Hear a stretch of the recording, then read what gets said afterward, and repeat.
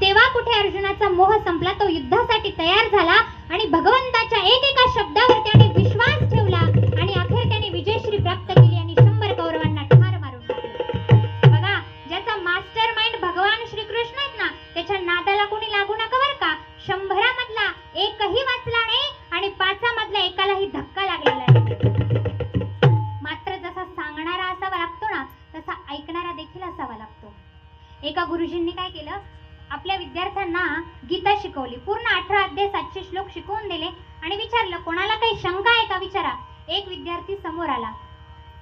आता तो म्हणे, मला संपूर्ण गीता समजली, मात्र महात्म्यामधला एक श्लोक काही समजला नाही. आता गीतेचं महात्म्य हे सुरुवातीलाच असतं बरं का. महात्म्य आता संपूर्ण गीता झाली आणि हे महात्म्य अजून महात्म्यावरच अडलेले होते. म्हणे, गुरुजी म्हणे, कोणता श्लोक तुला अडला? सर्वोपनिषदो गावो दुग्धा गोपालनंदनम पार्थो वत्सः सुधीर्भोक्तम दुग्धम गीतामृतम महत्, असा हा श्लोक होता. आता हा मी बरोबर वाचलाय, त्या विद्यार्थ्याने काय बरोबर वाचलेला नव्हता.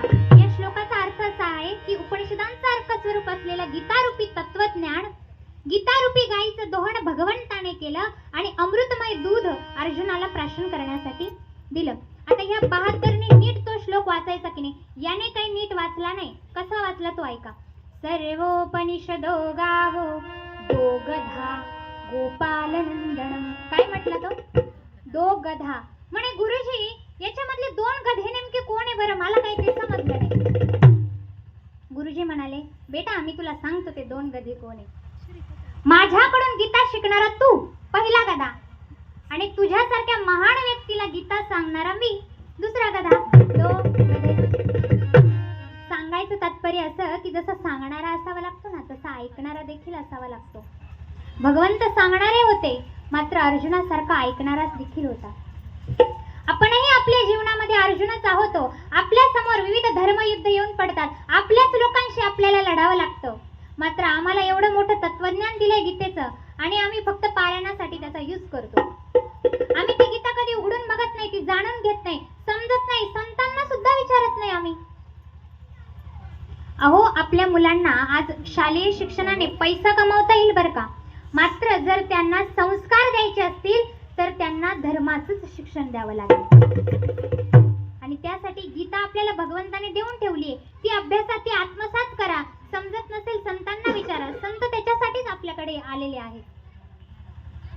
गीता है अति पावनी, गीता परम स्वरूप, अंधकार कर दूर ये, गीता ज्ञान की धूप, गीता कष्ट निवारणी, गीता है सुखकार, परम पिता का बोध हो, गीता भक्ति सार, पावन गीता ज्ञान सबका करे कल्याण, पावन गीता ज्ञान सबका करे कल्याण.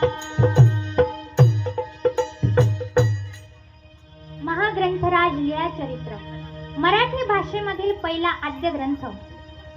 या लीळाचरित्रातील डांगरेश आम्हाला सांगून जातो देवाची भक्ती कशी करावी. नीट ऐका, खूप छान लीळा आहे, इतकी छान आहे. आपण देवावर प्रेम करतो का हे याच्यातून आपल्याला जाणीव होऊन जाते. प्राणी असून देवावर प्रेम करतो, आपण माणसं असून देवावर प्रेम करत नाही. आमचे सर्वज्ञ आसनस्थ होते. सकाळचा पूजावसर आटोपला होता. सर्व भक्तिजन स्वामींच्या अवतीभोवती बसलेले होते. ज्या स्वामींच्या